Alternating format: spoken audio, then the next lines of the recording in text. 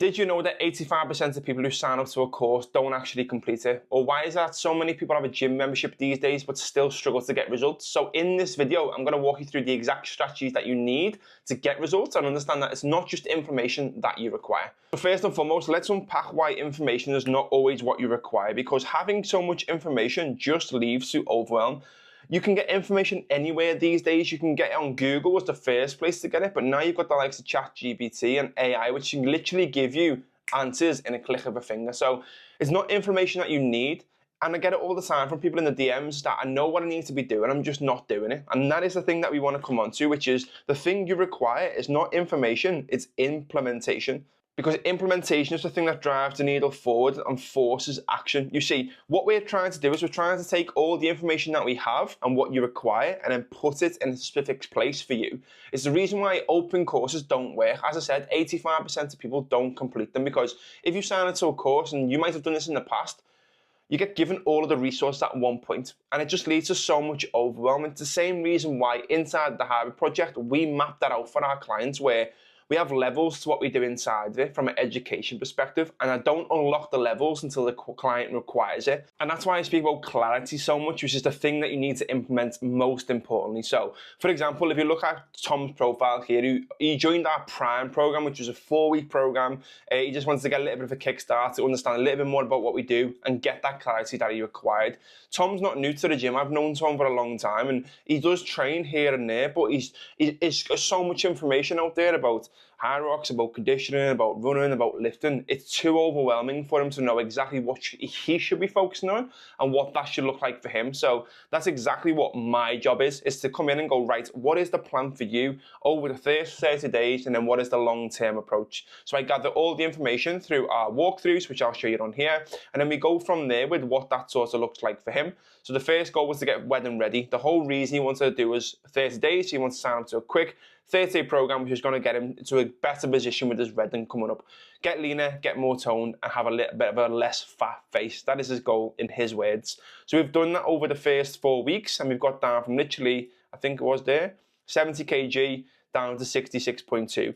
Just by having the clarity that he requires, just by having the roadmap laid out for him about where he should be aiming to get to by the time he gets to his wedding. And then next time, after the wedding's out the way, then we'll map out the next phase for this training, what the next 12 months looks like, and then break that down. So let me show you what that looks like here. So the next thing that we want to focus on is phases. A lot of the time, this is the things that men want. They want to look, well, they want to look fast. They do want to look fast. They want to look fit. They want to look lean. They want to look strong. They want to do Hyrox. Do you want to power lift? Do you just want to pick up the kids? Like, there's so many things that we want to do, and as you can probably tell, like, it's quite overwhelming because you're trying to do all these things at a time and your mind just ends up a little bit scrambled like that.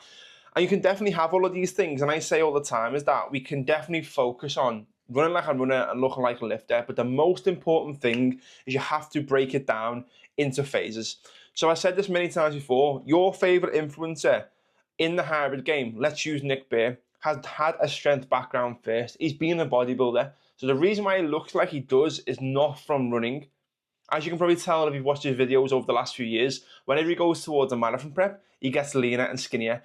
When he goes into like a growing phase, he gets bigger and less running. And that's exactly the reason why we have to break it down into phases and understand what is important at what point.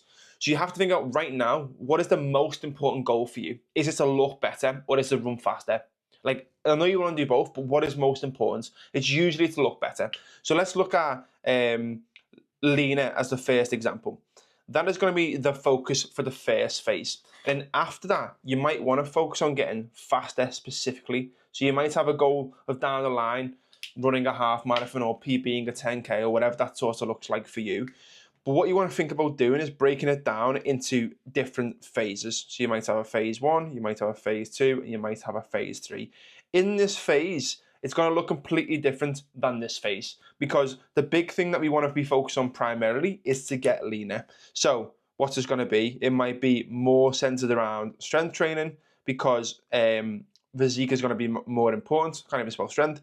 And it might be a little bit more about, like, 2 runs or, slash cardio to help with that and get faster, but over a little bit of less focus. You might have a little bit of a transition phase between where, you know, you might increase your food and you come out of your diet and reverse diet. And then you might go into a little bit of a performance phase where the goal is to ultimately get faster. So this is where you might go more towards, you know, 3 to 4 runs. And then you might drop your sessions down to 2. So it's never going to be a case of going, this structure is going to work purely on its own to do everything, or this structure is going to work purely on its own to do everything. Because I said it with myself, like 2025 for me, January to March was all about the marathon prep. My resistance sessions dropped down to 1 time per week, and that was because I was running 4 times a week, and I was trying to keep my foot on the gas with the Hyrox once a week as well. I can't do everything. You can't do everything. I haven't got double session days in me. I'm a dad. I've got a career, etc. Same with you. But then after March, it was a case of like bringing that dial more towards center. And what I mean by that is, let me explain. I always have this diagram in my head. Like, let's say you have like endurance at one side of the spectrum, and then you have, you know, like physique or like leanness, let's just call it, at this side of the spectrum. You'll have a little bit of a curve like that. I think about it like a gauge.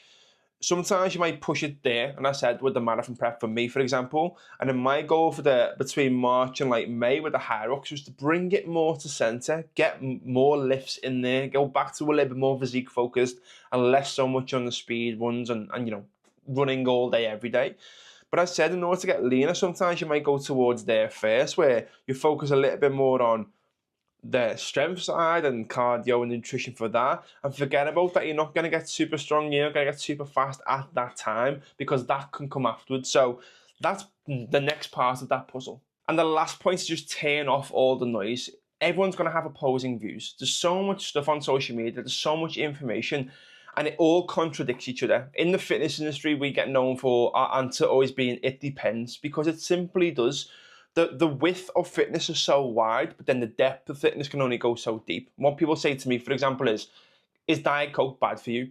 It's bad for you if you have 10 cans of it today. But if you're obese and it's going to help you lose 10 kilos, is it bad for you? Of course it's not. It's absolutely not. So there's always an opposing answer based on what's being said, if that makes sense. So you have to turn off the noise and focusing on listening to a direct amount of people that you resonate with and that you want to follow suit with as well. So whether that's coaches online or whether that's certain, you know, educators online as well. And then on the back of that, listen to them and only them. So that's why people who come to me, they turn off the noise, we get a clear plan, and they get results because they only listen to me. If they've got any questions about other people or anything like that, that they want to know more of, about, you know, this person said this, what do you think?